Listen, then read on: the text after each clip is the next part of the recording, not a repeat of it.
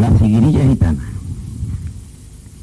Diferentes autores definen este cante de diferentes formas, pero llegando todos a la misma conclusión, y es que es el cante gitano por excelencia, el que encierra más duende, y el que con la tonada está más cerca de la primitividad de nuestros cantes.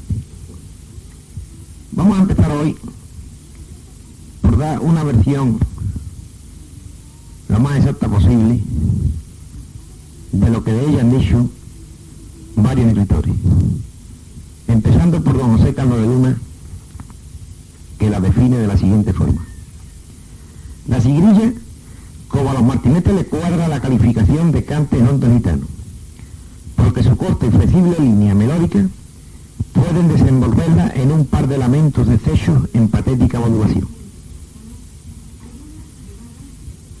El cante por siguirilla es anarquista, ni reconoce siquiera el ritmo medida a su son. Se escurre de clasificaciones, no con el inconsciente garbo de las soleares, sino dándose cuenta de que a la pena la mide el sentimiento, y este cabe en la concha de la almea, pero hay veces que necesita un mundo. Entre los diferentes estilos de siguirilla está la llamada siguirilla al cambio, que lleva el nombre de Paco Laluz, porque fue a este cantador que se le ocurrió ligar dos carceleras cantando la última de modo extraño y personalísimo, aunque con melodía demasiado corta. Si no fuera por lo que a siguirilla gitana sabe el último tercio, se diría que toda la segunda carcelera es la que estriba el cambio, o mejor dicho, que canta un salmo gregoriano. En este cante talla la raza gitana al marco de su sentimentalismo, y en su metro encuentra la humilde musa Cañí caminito para llegar al arma pisando de puntilla, porque el cante por siguirilla llora, impreca, maldice y tiembla con un imponente realismo. La siguirilla reclamó en el tablado del café cantante un temple para los arrebatos de su apasionamiento, y por esto el macho más risueño acompaña al más serio de todos los cantos. Domingo Manfredi nos dice que no todo es basura en la vida de los gitanos, y también ellos tienen sus alegrías y sus compensaciones, aunque nosotros no sepamos entenderlas bien. Ellos tomaron de los castellanos del siglo XVIII la seguidilla y la adaptaron a su peculiar manera de ser. Esta se canta en compás de 3x4 o de 3x8. Al final, como un alivio, la siguirilla lleva un macho. Este macho no sujeta reglas fijas, sino brotado casi siempre por el impulso intuitivo del gitano que canta. El acompañamiento que la guitarra presta a este cante es sin duda alguna una de las manifestaciones más hermosas del arte de hacer hablar a tan noble instrumento. Es una música para silencio, como hay luces para oscuridades, que no son las mismas luz que ilumina el aire libre. Las cosas de los gitanos son muy misteriosas, y sus cantos no se pueden medir con la vara de una tienda cualquiera. Hipólito Rossi, en su libro Teoría sobre el cante hondo, dice: por su carácter desolado y llorón, la melodía tuvo primero el nombre de plañidera, de plañir, llorar, que por corrupción pasó a plañera y a playera. Fueron los gitanos quienes dieron su nombre definitivo al cante, el de siguirilla gitana. Cuando los gitanos llegaron a España comenzaba la boga de la siguirilla, y oyendo hablar de ella hasta el abuso, tal vez tomaron el nombre y se lo aplicaron al cante de su predilección, sencillamente por ignorancia, porque la seguirilla se caracteriza por su compás ternario, mientras que la siguirilla ha de valerse del compás alterno, siendo por lo tanto distintos los ritmos de una y de otra clase de compás. Nuestro buen amigo y magnífico escritor Poren, más extenso en sus conclusiones, dice: la mayoría de los aficionados están de acuerdo en que la siguirilla, incluyendo su forma más desolada, las playeras, son el elemento del flamenco más profundamente emotivo. Esto es, cuando se interpretan con verdaderos sentimientos y con emoción no bastardeada, pues la siguirilla es una descarga de odios acumulados, de persecución, de libertad y de amor abandonado.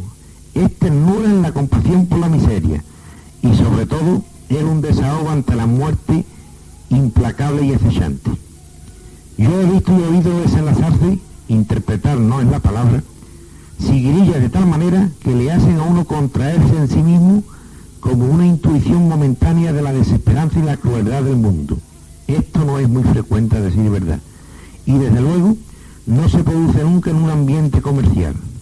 La verdad es que las seguirillas están completamente fuera de lugar en ámbitos mercantiles, como lo está el Padre Nuestro en una taberna. El cantador suele jugar con ellas de una forma insensible. El guitarrista se pone atareadamente virtuoso y el bailador se las arregla para acabar de destruir lo poco que queda de emoción. Los métodos favoritivos de comercialización son terminar el baile de las seguirillas por bulería o por tango y el uso de las castañuelas en el baile. El compás de seguirilla es idéntico al de las serranas y livianas.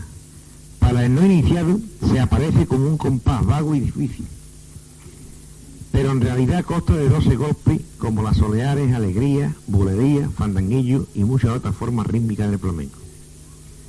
La seguirilla es uno de los cantes más gitanos del flamenco de hoy. Es también uno de los más ricamente variados.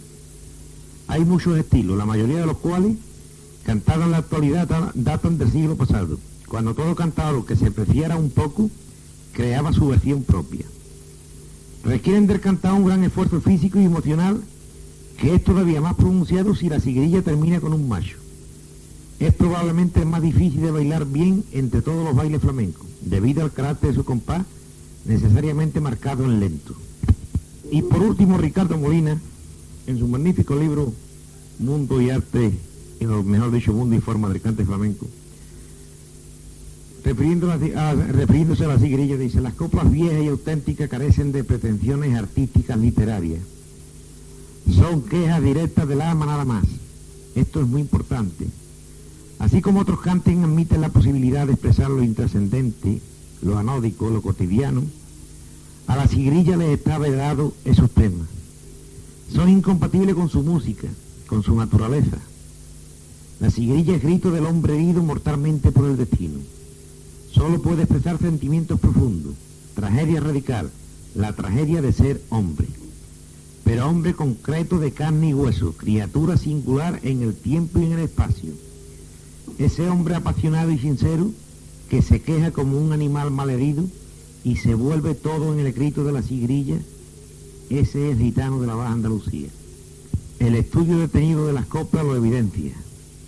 Las letras son confesiones del alma gitana. Podemos generalizar, sin temor a incurrir en precipitada inducción, que la mayoría de ellas expresan circunstancias de una existencia singular o personal. La existencia del cantador es el amor de este, es la pobreza de aquel, el duelo por la muerte de un ser amado, el desengaño de un amigo, la ingratitud, la inapetencia por todo, la mala suerte. Solo un gitano expondría su angustia a través del despreciado puchero, como se denota en esa seguirilla que dice: cuando a ti te apartaron de la vera mía, a mí me daban tacitas de cardo y no las quería. En otras se jura, se echan maldiciones, se interpela a la luna, a las estrellas, con acento religioso de primitivo que todavía ven los astros potencias sagradas. El primo y la prima solo empiezan a aparecer en las coplas de Manuel Torres. El estudio minucioso de la seguirilla en su aspecto literario nos permitiría reconstruir el mundo efectivo y la existencia elemental de los gitanos sedentarios bajo andaluces del siglo XIX. Tal mundo es el andaluz, el español, el de todo hombre, porque en esencia lo que hizo el gitano fue dar expresión directa a su más recóndita intimidad, que en el fondo es análoga a la nuestra, como análogo es un hombre a otro. Solo un primitivo como él podía realizar el milagro de dar voz y música a los sentimientos más hondos, extrañables y elementales, y al hacerlo creó obra de arte universal que no otra cosa es nuestro cante.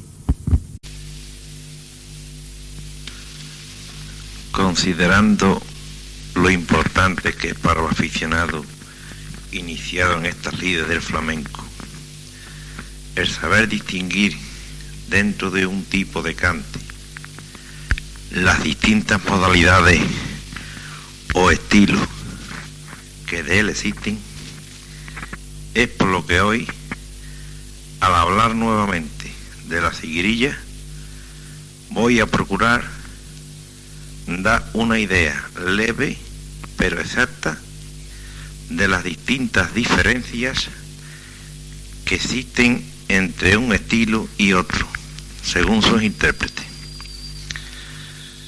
Para esto vamos a empezar por las ciguirillas del señor Manuel Cagancho, cantador perteneciente a una dinastía de ciguirilleros de Triana que allá por el siglo XIX representaba el estilo que más tarde marcaría una tradición. Una de las ciguirillas del señor Manuel, la más conocida, es aquella que dice: reniego de mi cino como reniego de la horita mare que te conocía. Estas ciguirillas se cantan repitiendo el primer verso 2 veces. Después hay una ligera pausa o silencio. Y a continuación, los versos número 2 y 3 se cantan ligándolos de un solo tirón. O sea que en la letra esta de reniego de mi cino como reniego de la horita mare que te conocí, la dice reniego de mi cino, repite otra vez, después una pausa y después liga como reniego de la horita mare que te he conocido, todos juntos. El gaditano Curro Dulce, en cambio, nos ha legado un estilo propio de ciguirilla distinto, pero muy distinto por completo al anterior. Este cantador hace un primer tercio fuerte, pero corto, sin repetirlo. Después hay un ay largo y profundo. Y el resto de la copla sigue con una riqueza de variedad, pero ligada. A este cantador corresponde la letra que dice: a las 2 de la noche, después viene el ay, los campanilleros con el ritmo de sus campanitas me quitan el sueño, con el ritmo, con el ruido, mejor dicho. Las ciguirillas del loco Mateo, muy ligadas, pero con una pausa que hacía como partida en dos la letra de la ciguirilla. Hoy este tipo de ciguirillas desde luego se oye poco, solo Juan Talega algunas veces las dice. Otra variedad de ciguirillas, y para mi gusto la que más se adentra en el aficionado, son las llamadas de Diego el Marrurro. Ciguirillas estas que se cantan mucho en la actualidad, sobre todo por buenos aficionados como Enrique Morente, Miguel de los Almendrillos, de Parada, muy conocido por todos nosotros, y otros aparte de los ya profesionales. Estas ciguirillas se conocen perfectamente. Se conocen por los dos ay convertidos en gemidos que se dan al final de cada tercio. Esto caracteriza a estas ciguirillas y yo creo que son las que más profundamente nos llegan. Y por fin llegamos a las de Manuel Torre, que las empezaba siempre con un ay de dolor muy vivo y fuerte, parecido al que anteriormente hemos dicho que daba Curro Dulce en el primer tercio. Pero lo mejor del estilo de Manuel Torre fue su voz natural, aunque no era muy seguro.